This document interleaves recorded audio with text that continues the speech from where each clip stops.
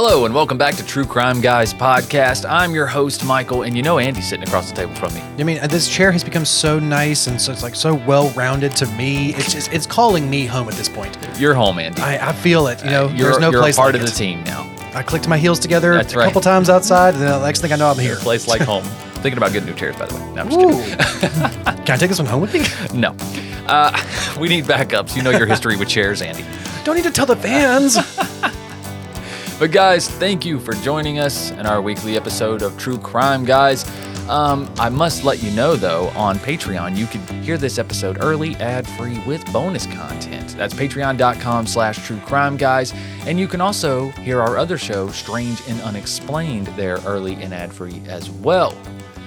Speaking of other shows, Andy, we have some big news today, don't we? We have a bit of an announcement to make, Michael. A bit of an announcement.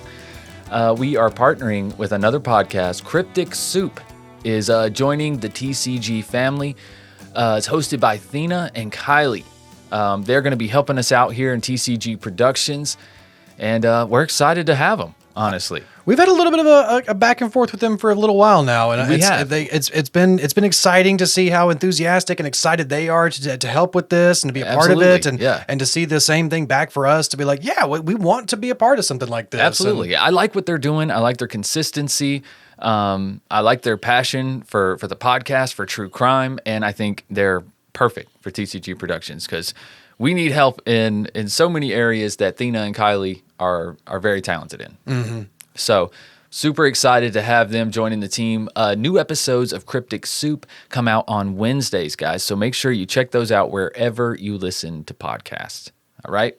And also make sure you check out our YouTube page. Right, Andy? And make sure you hit that subscribe button. Give likes, give comments, give That's suggestions. Right. Case suggestions, yes. But on our YouTube channel, we now have the video component to our Strange and Unexplained episode, which comes out on Mondays. Also, if you guys have a case suggestion, speaking of case suggestions, email us at truecrimeguys@gmail.com or anywhere on social media at True Crime Guys. All right, that's Instagram, Facebook, and the X, as I'm calling it now. Apparently, We get X'd us. yeah. I've X'd them out of my social media. Yeah, I feel like it's just a wasteland half the time. Right? What the heck's going on over there? Is I don't anybody know. there? Just weird cyber interviews. Do people that have just, terrible like- sound quality? I don't know. Tweet into the void. Yeah. Just see what happens. I mean, can you still say tweet into Like the who's popular there? I feel like somebody needed to like immediately, as soon as like Twitter stopped becoming a thing and like you made it X. God, I wonder if like the trademark or the copyright on tweet, like when's that going to expire? Because someone needs to fucking trademark Twitter like tweet again. Oh yeah. Just to be like, yeah, you're still saying tweet, aren't you? You're saying tweet. Every time you say that, Jack Dorsey gets some money. I'm sure it's some contract. I was like, man, if he's gonna keep that name as X, someone's gonna have to get that. Wait for that Twitter thing to just pop up. Just be like waiting with an auto clicker to be like, I'm gonna renew. Got it. I own Twitter now. Sucker. It's worthless, but yeah. I mean, Damn it, Elon Musk made a bad investment there. like I said, you can just trademark the tweet because people are gonna keep saying it. Yeah, they are. They absolutely are. Tweets and text, they're part of our culture, Andy. Yeah, social media has just become a part of our lives that we just have to work around now. Absolutely. And social media and the way that we communicate now had a big influence on this case, honestly. Right? It really did. Speaking of text, the text started flying right after the arrests. Okay, students messaging their friends and parents, who then formed a group chat with other parents. Now, the details of the text were funny, but what they knew was Winston Nguyen, a math teacher at St. Anne's School, where parents pay up to $60,000 a year for their tuition, had been arrested in front of his students. Nguyen was 37 years old, and he was charged with 11 felony counts of posing as a teen and fellow student on Snapchat, where he allegedly asked children to send him nude sexual images.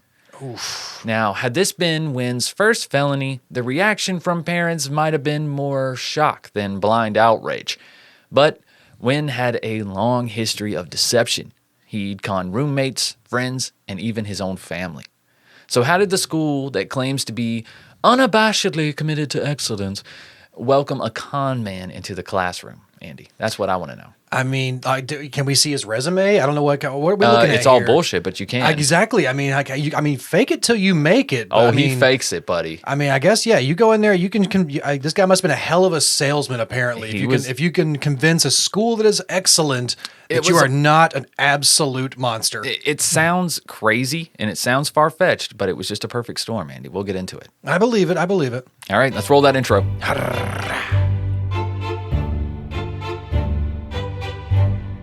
Alrighty.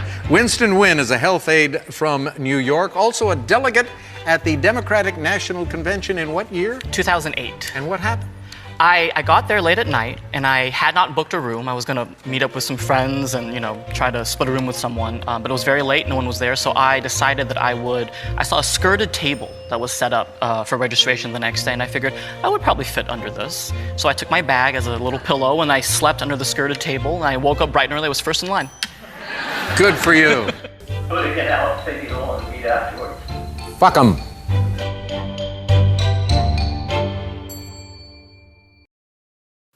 All right.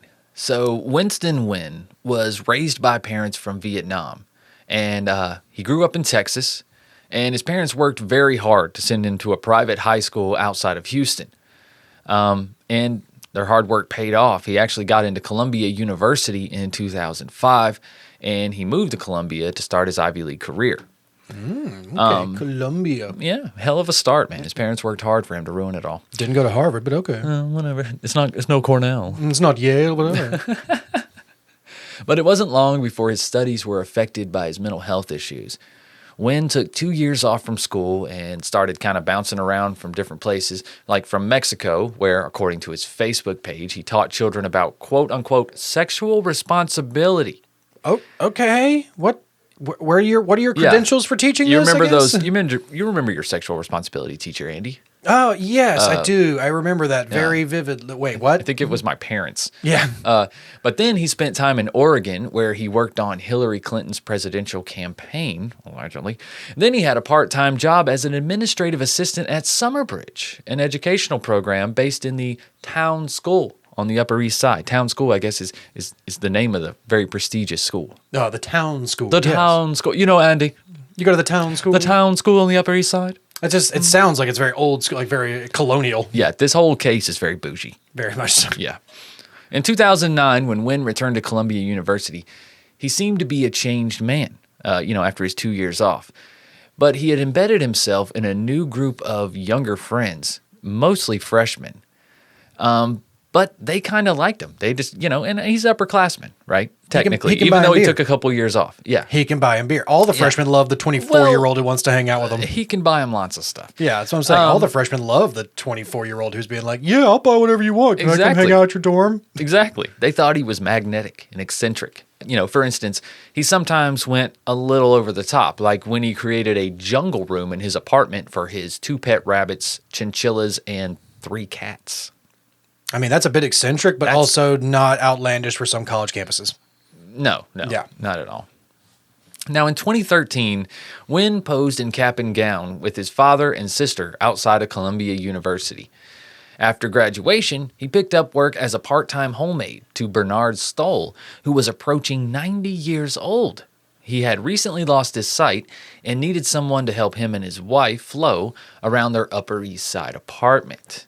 See where I'm going here? Do we ever find out what his degree was from Columbia? Yeah, well, more on that. I'd forgotten if they ever mentioned that. I was like, Yeah. what was his actual resume? Like, Yeah. where did he get these? It's all in the wording, Andy. Yes. I've been very delicate with the wording in this Gotcha. one. Yeah. But he quickly found his place among the Stolls. Imagine that, this gorgeous, rich estate with lots of money and opportunity. But he would cook for them. He would read to them. He even spent Thanksgiving with them. Well, basically adopted. Pretty much. Now, also around this time, coincidentally, he was spending quite a bit of money, especially when it came to his quote-unquote friends. He was picking up group bar tabs, taking them to see Hamilton when tickets were at their highest, when it was new, when everyone else was talking about it, not Andy, and treating them to expensive restaurants like help me with this, Andy. I'm so poor, I can't even pronounce this restaurant. La Grenouille? La Grenouille? Yeah, we're too poor to pronounce That sounds French. I'm not. Yeah. Sounds expensive. La Ratatouille. I don't know. Yeah, it sounds expensive. We it don't. does. It's very fancy Italian. And his friends didn't question where the money came from. Of course, why would you, right? It's like, Exactly. hey, it's his money. He can spend it however he wants. Aren't they all most of them French or freshmen too, or like much younger than him? Exactly. So, yeah. They're probably broke too. But there was at least one explanation for his spending.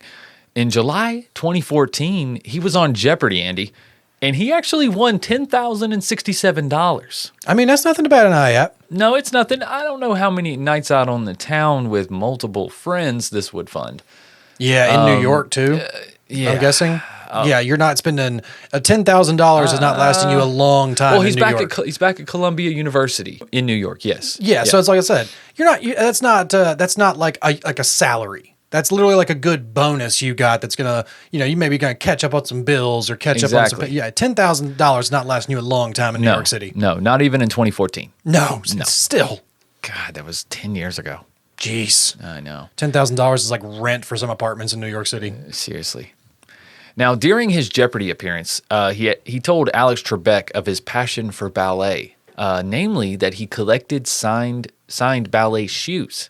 He says, it's a little odd, but it's fun. It's a weird hobby, but okay. It's a weird hobby. Especially if you're not a ballerina.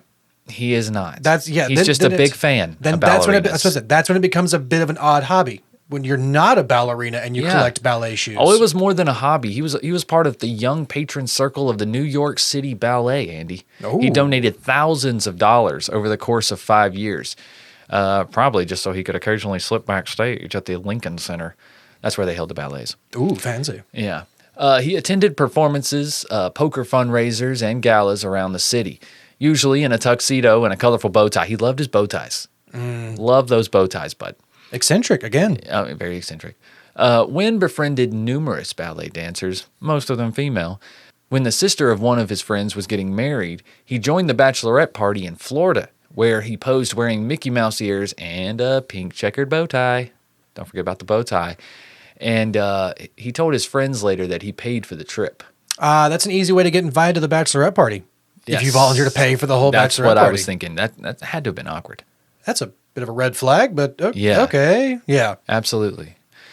Yeah, and he wanted this whole persona. Like, he wanted to build himself up like he was socially connected. You know what I mean? He's Ivy League educated. He's this philanthropist or whatever. But in reality, he was just a college dropout. Despite posing in his cap and gown, which is what I said earlier. Okay. Nguyen did not tell his family that he hadn't earned enough credits to actually finish college. That's why I couldn't find what his actual degree was in. Okay. Okay. I'm not crazy. No. He was living in a basic 3-bedroom apartment in Harlem that he shared with 2 others. And Nguyen was in charge of collecting the rent and paying the landlord. I'll handle the money, guys. Don't worry about it. But shocker, in 2014, his roommate learned that he hadn't paid rent for 8 months. Gosh darn it. How did you consistently stay there for 8 months? Well, it is Harlem. I'm sure they're evicting people daily. It takes a while to get to them. I'm just saying, you didn't have a very angry landlord banging on your door every couple of days, being You like, would "Hey, think so, right? hey, motherfucker, Yeah. it's New York. Where's my goddamn rent?" Right. That's kind of crazy, I saw Spider-Man. right? I saw how angry that guy was about the rent. I've seen movies in New York. I saw Spider-Man too. But yeah, so the cracks were starting to show in this facade. And then there was an instance where he made a young dancer uncomfortable by entering her dressing room at the New York City Ballet. And when she yelled for security, they ended up banning him from going backstage anymore.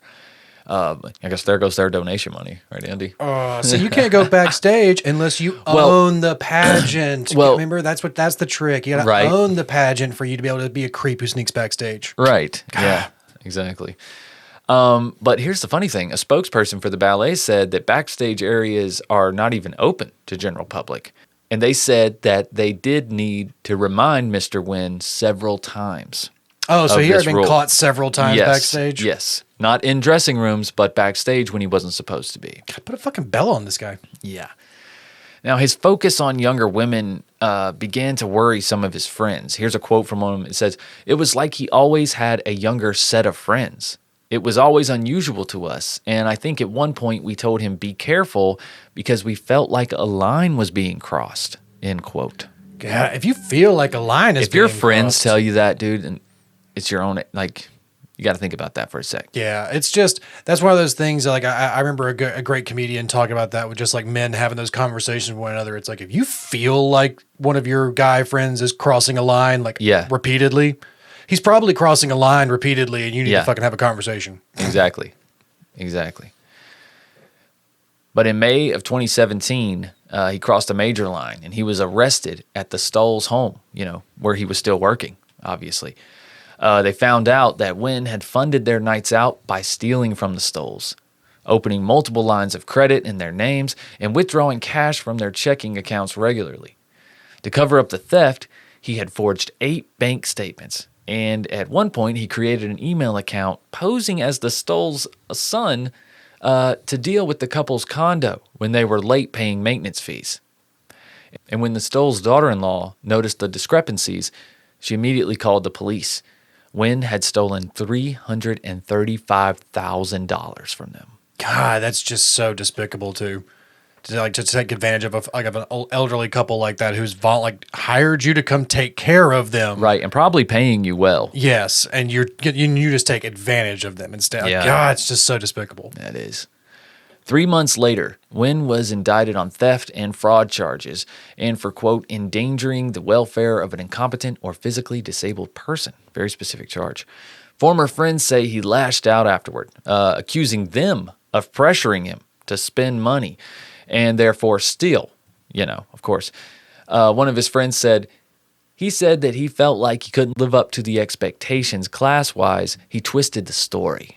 Yeah, when you've conditioned all of your friends that you're gonna pay for everything, your friends start expecting you to pay for everything. Right, and you're probably inviting them out, organizing this stuff. Yeah, you know what I mean? And none of these younger friends or these apparently these few guy friends that you have who you're hanging out with, they're not actually going out and being like, hey, where's my money, man? Why didn't you pay for drinks last night? I'm break your fucking knees. Like, no one's pressuring you. You started all of this, and now they've just expected like, oh yeah, he's gonna cover the tab. Right. Yeah. Exactly. One of his friends, there was another quote from, I was just reminded of it. One of his friends said, I just thought he was Asian royalty. They just thought that he had just inherited a lot of money. Like, that's how much money he spent. Yeah, just like this guy's got like just one of those like, no, what was the black card? Right, Got that like the black card or whatever. Exactly.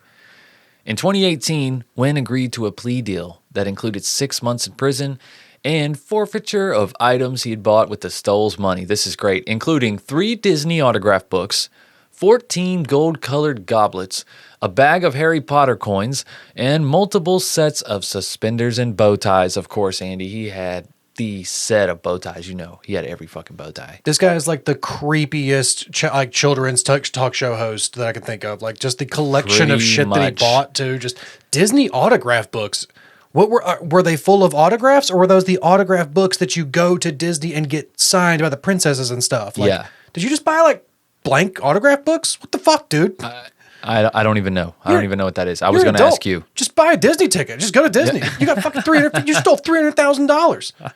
Go to Disney. He went World. to Disney. Yeah, just fucking go to Disney World. You can meet the print. Buy your own fucking shit. Get pictures with them. Get told to get away from Mickey. Exactly. It's all part of the experience, right, Andy? Yeah. So, as part of the deal, Nguyen was required to also finally finish college, which he did. He completed his final course that December and earned a bachelor's in classics, whatever the hell that is. Yeah. What the hell is that, Andy? Classical studies? Classics? I don't know. He was probably like, whatever, I'm just going to get the easiest degree I can. I mean, my degree is one of those communications. My degree that I got from college is one of those weird ones. It's kind of like that. It's like my degree is technically a bachelor's of science in university studies. And it's like, what the fuck is university? It's like, well, you got to pick whatever you focused in. And it's like, with a focus in brewing sciences. So it's like umbrella thing for this. Yeah, I got you. The following month, he began serving his sentence at Rikers Island, where he became a prison reform advocate. He called the mayor, Bill Blasio, about issues at the jail, including its dilapidated state, slow mail delivery, and why there was a program for mothers to visit their newborns, but no program for fathers. Is this an issue for you? I'm sorry. Why is this something that's personally bothering you? No, or are you just trying to complain? He's just got to make a name for himself everywhere he goes, right? You know, if he even did this shit. Yeah, the slippers in my cell, Mayor de Blasio, Right. they are not the Louis Vuitton that no, I I got- had at my apartment. I specifically Right. requested 500 thread count Egyptian cotton, Right. and these minimum 350. I'm Oof. sorry, these are. I mean, it's sandpaper. it's just It's sandpaper. Here's a quote from him. He says, "I know this sounds like a very Ivy League thing to say, just stop right there. But there's- whatever follows that statement is definitely a very Ivy League thing to say. But there's a lot of diversity, community, and peacefulness here. There's a very strict moral code. After his release, he sent a letter arguing about the jail's definition of sexually explicit material and sued the head of the Department of Correction over conditions at Rikers. And the suit was thrown out. immediately. Obviously. Yeah, they're like, shut the fuck up.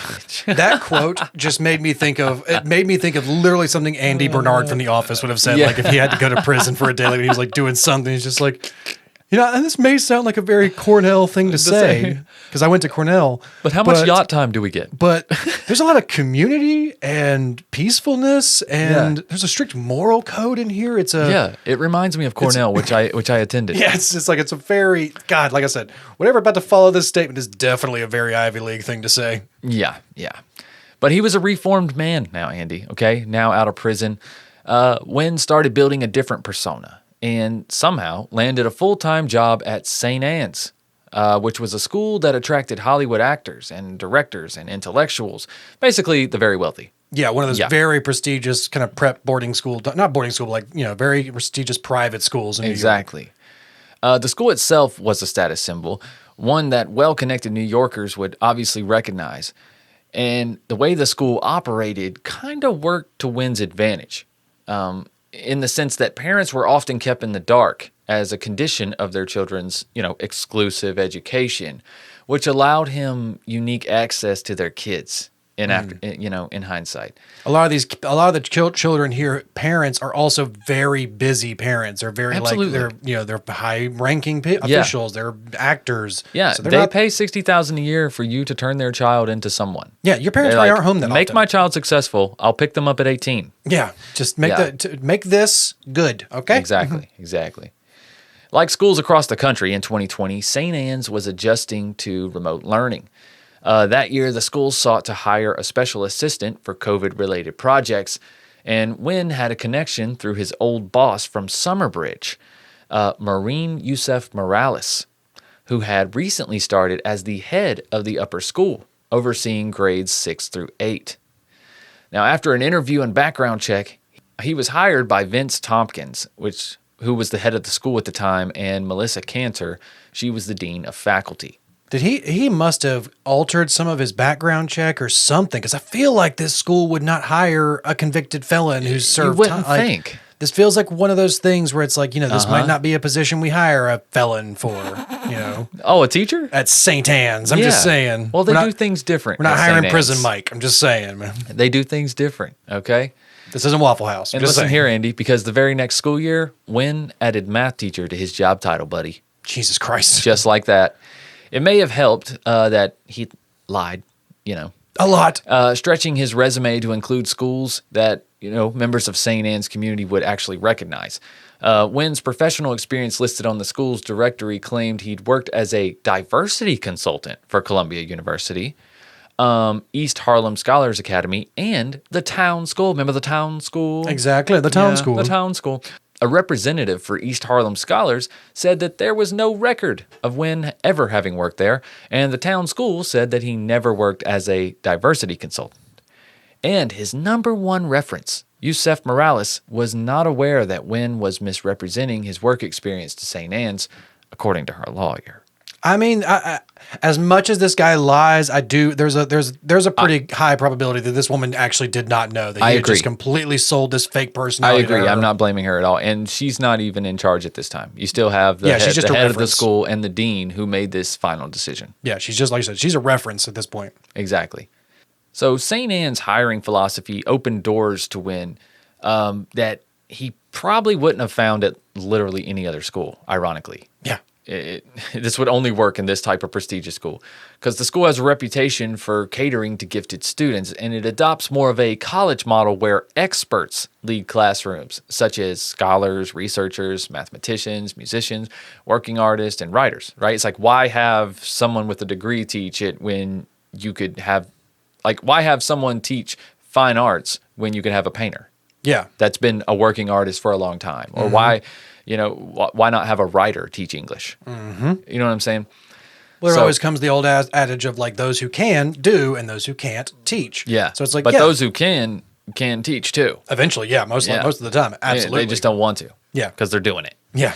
But the school has what it calls an intentional structure, where parents are asked to communicate with their child's division head rather than their teachers directly, because the central relationship in the school is between teachers and students. That's not a red flag at all. I don't see, but okay. Well, typically it wouldn't be, right? I kind of get it. But in this instance, it really backfired on them. The math department in particular, though, is treated as an afterthought. Like they really, in a school that's so engrossed in the arts and the studies and history and whatnot and all this stuff, it's like math, it's like they have a calculator in their pocket. Like schools have got to be saying this at this point, right? My parents have an account.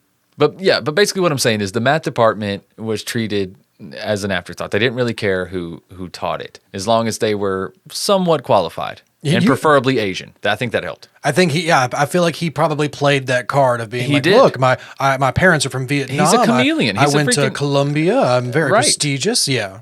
I feel like he's the kind of person who would play the Asian card. It's like, well, obviously I can teach your math class. Look at me, right? Yeah. It's like, I don't want to say you're wrong because you said it, and that makes me feel uncomfortable. So I'm just going to not cause a confrontation. You can have the job. Right. A month into the 2021-2022 school year, Nguyen's math students searched his name online and found stories about his criminal past, and they confronted him about it. That day, Tompkins, the head of the school, emailed parents of students in the class with the subject line, "A note about Winston," notifying them for the first time that the school had knowingly hired someone with a criminal record to teach their children algebra. The fact that it was just on a first name basis is also weird to me. Just like then the principal was like, a note about Winston to the parents. Yeah. Like I've had my kids in school for several years now. I have known my kid's teacher on a first name basis one time, and that was because I knew her before she was a teacher.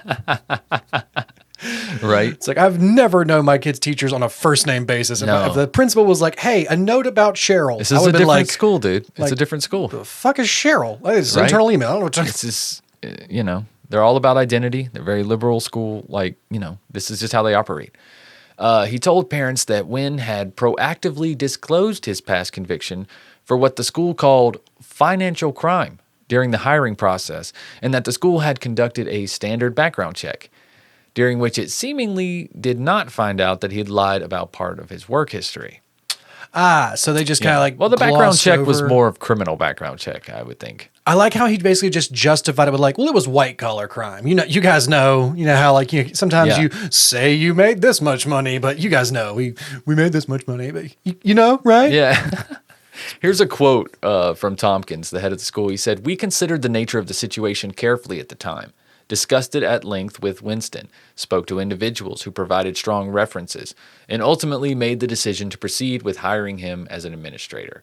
I can assure you that as with any teacher we hire, we are confident in Winston's ability and fitness to educate and care for our students."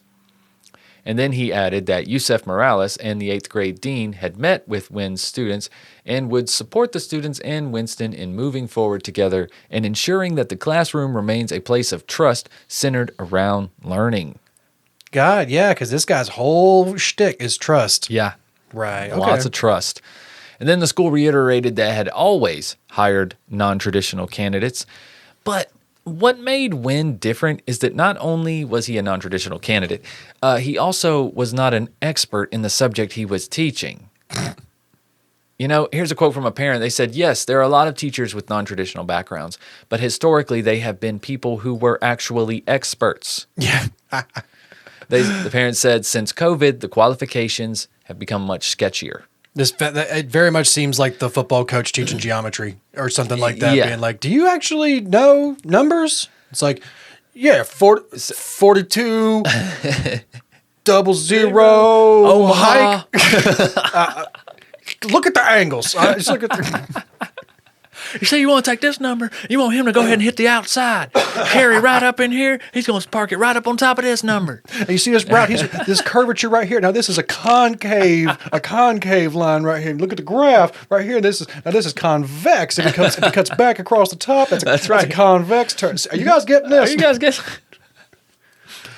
But basically, what I'm saying here with Nguyen is that the parents were sus, but there was really nothing they could do.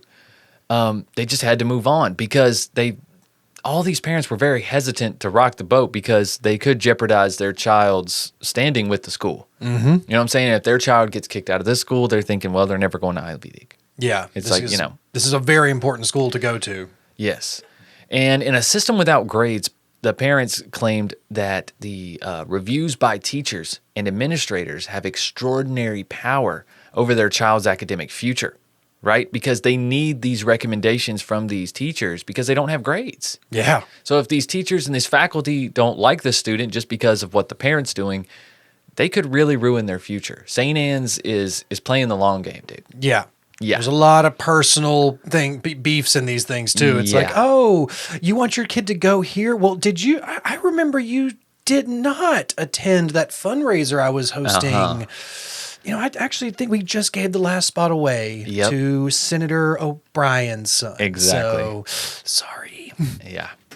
And St. Anne's, and that really hurts those parents because St. Anne's even today is viewed as a pipeline from Brooklyn to the Ivy League.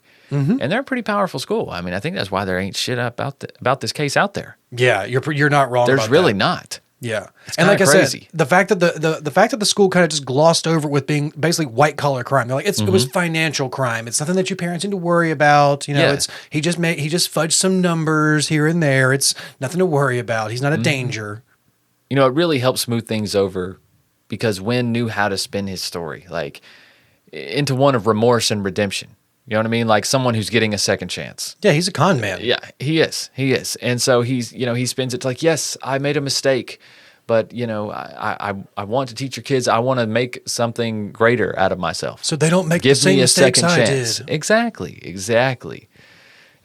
So, but as far as the colleagues, man, the students liked him all right enough, but his colleagues kind of had a polarizing. You know what I'm saying? Like they were one way or the other. Yeah. They felt one way. Some saw him as a hardworking teacher, while others said he endeared himself to students in weird ways. Maybe a bit little too too much. much. Yeah. Maybe too much. Parents said that he gave kids gifts. He kept candy in his office. And sometimes he bought boba tea and Starbucks for the students. I mean, some of those things are totally normal. I don't know most teachers that don't have candy or treats in their office or Yeah, desk. some at of it can be point. And, fun, right? like, you know, buying your class boba tea for the day. That's a normal thing a teacher would do. But, you know, it's like, buying them individually for I students. was about to like say, going out and being like, is hey, it- you want to go get some coffee together? How about you go I get was some about boba to say, tea? if you're not treating the whole class, it's sus. Did you bring enough for everybody? Yeah. The whole Did you mentality. bring enough for everybody? That's the whole deal. That's how you make it not weird. Yeah. They said Yeah. he was a pretty good math teacher, but I'm curious, in a school that doesn't do grades, how do you know if you're good at math? Right. It's like either It's math like is math. Math is right or wrong. Yeah, it's math is Yeah, math. and Math it's- needs grades, actually. like I can understand if it's like how you look at this, it's like you can figure out how you got to the correct answer. Like Yeah, there's different ways to skin a cat, but it's like, if you put 2 + 2 = V, you thought good, but you didn't get it right. Right. But regardless of all this, the school just kind of leaned into it, 2 years later, Nguyen taught a seminar called Crime and Punishment, including a segment on what constitutes a morally appropriate punishment and under which the state can justifiably deprive someone of their life and liberty. God, this guy's such a I narcissistic know. piece of shit. He really is. Just a whiny bitch. Another part of the course promised to look at the merits of the criminal justice reform bills currently up for consideration in New York State. All the again, just bougie complaints of this whiny bitch who's just like, let me okay, so now I have a platform, so let me tell you guys how the justice system is unfair Right. to certain people. Yeah, mostly people like me. Yeah. Yeah. But this little facade, he couldn't hide for long. And the cracks were starting to show once again, Andy. The real Winston was starting to beam through. Yeah. Yeah. In January, the Brooklyn District Attorney's Office received a report that a suspicious Snapchat account was soliciting sexual images of minors, including St. Anne's students. The office notified Kenyatta Reed, who was the new head of school, a St. Anne's parent who had worked in the city's public school system for 3 decades. Ooh, okay. So she's got some connections Got around. some connections, yeah. Ultimately, the parents of the victims were left to decide what to do, and unfortunately, they opted to stay quiet. God, yeah, like you said, the pressure of the school They is didn't a want lot. to ruin their child's reputation either. They didn't want all the attention. They didn't If want to you have a boat. trial, all these pictures have to be shown to the jury. Yeah, that's tough as a parent, man. But in March of this year, Nguyen was told the school would not be renewing its contract, which was set to expire in August. A few months later, investigators began to close in on Nguyen. And on June 6th, after classes let out and just days before the end of the school year, Nguyen was arrested outside the school building while investigators went inside to seize electronics and other evidence. It was common for kids to be at school late for clubs and activities, and some students witnessed the arrest, obviously calling and texting their parents the news. One group of parents decided that anyone who was still working at the school who had played a decision-making role in hiring Nguyen needed to be fired. Tompkins, who was the head of the school, was already retired, and Cantor, who was the dean, was moving on to become assistant head of school at another school called Trinity. It was another private school on the Upper West Side. So that left Yusef Morales, who they knew had worked with Nguyen previously. Yeah, his right? They wanted her references. head on a stick now because she's in charge. And she's the only one left. She's the only one basically. left, exactly. So when Nguyen was finally charged, the allegations laid out in the criminal complaint were worse than parents had imagined.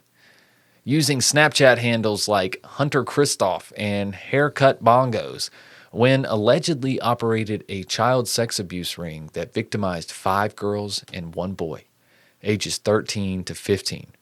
They attended St. Anne's, Berkeley Carroll, Packer Collegiate, and Poly Prep Country Day.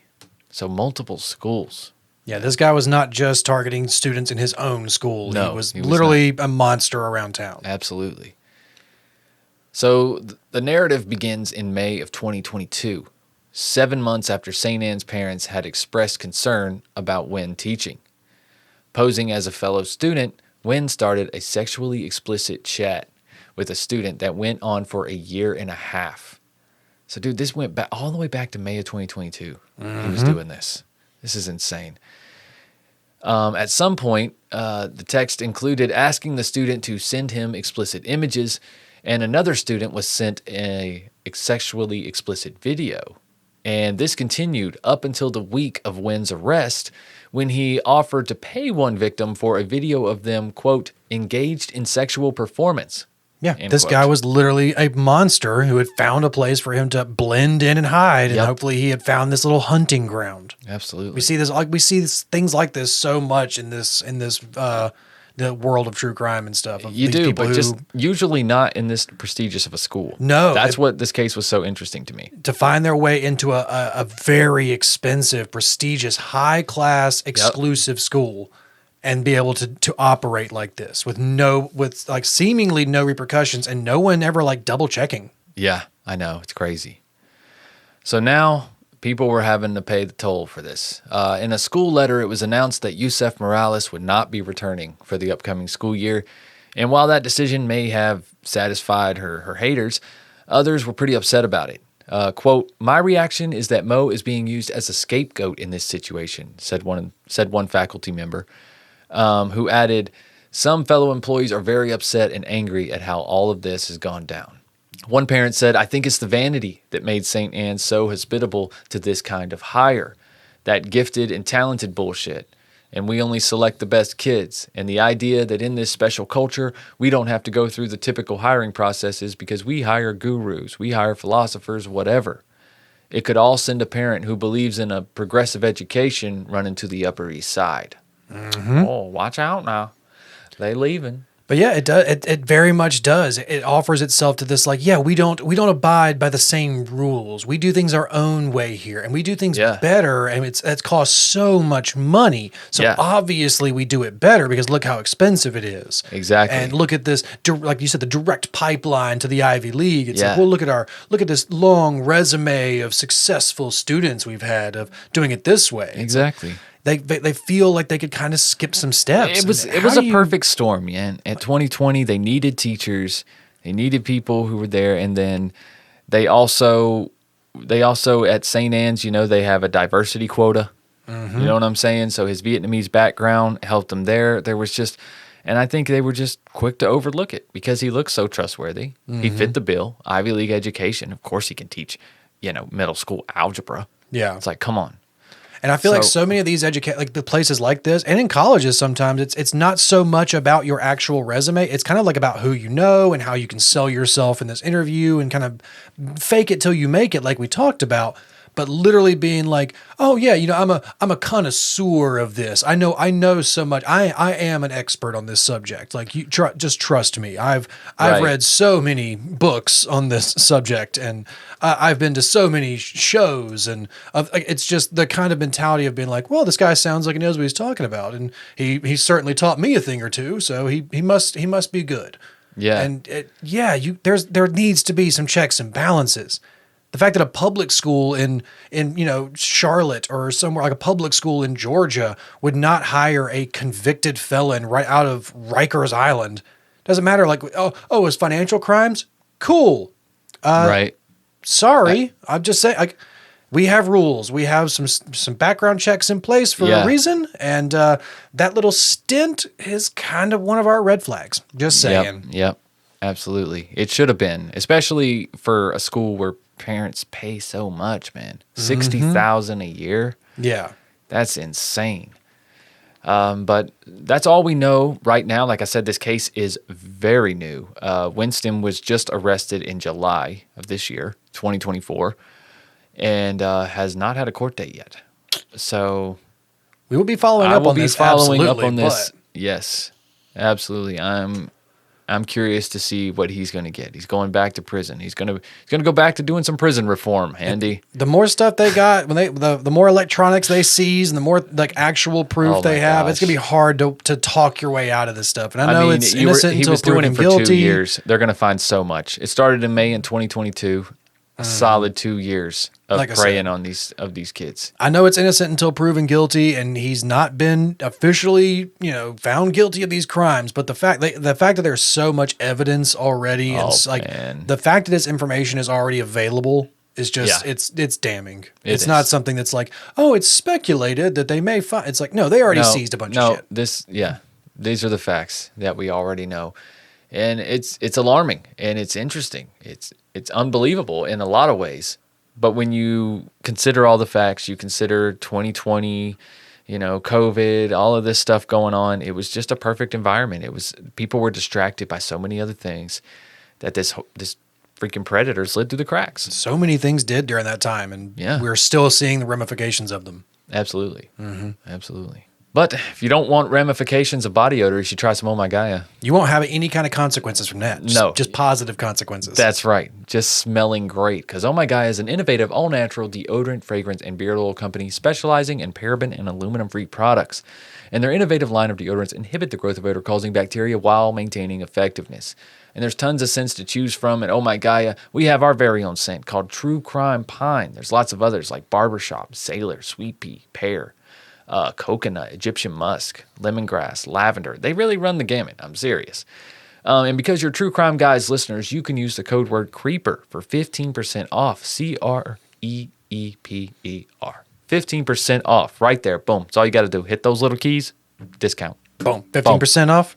You're done. And where do you do it? You do it at ohmygaia.com, ohmygaia.com. And make sure you give them a follow on Instagram at shop_ohmygaia so you'll always know when the deals are happening. All right? Again, that's ohmygaia.com. Link right below the description of this episode. Code word CREEPER for 15% off. All right, guys. Well, we want to thank you for listening. Thank you for supporting the show just by listening. But if you could, leave a review, rate the show if your podcast player allows it. And if you really want to support the show, you can always check out Patreon. Patreon.com/truecrimeguys, where you can get access to these episodes early, ad-free, with bonus content every single week, as well as episodes of Strange and Unexplained. And guys, like we talked about at the beginning of this episode, don't forget we're partnering with another podcast. Cryptic Soup is joining the TCG family.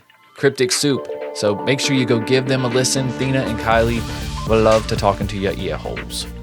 All right? You guys will enjoy it, I promise. They're consistent. They're passionate about what they do. And I think they fit the family perfect. Mm-hmm. They are passionate about these stories, and they want to tell these stories. Absolutely. Absolutely. So guys, go give Thina and Kylie a listen over on Cryptic Soup. All right, guys. Well, until next week, I guess you'll have to keep on creeping, but me and Andy will be back with you. All right, next Thursday. So keep on creeping, Andy. Bye.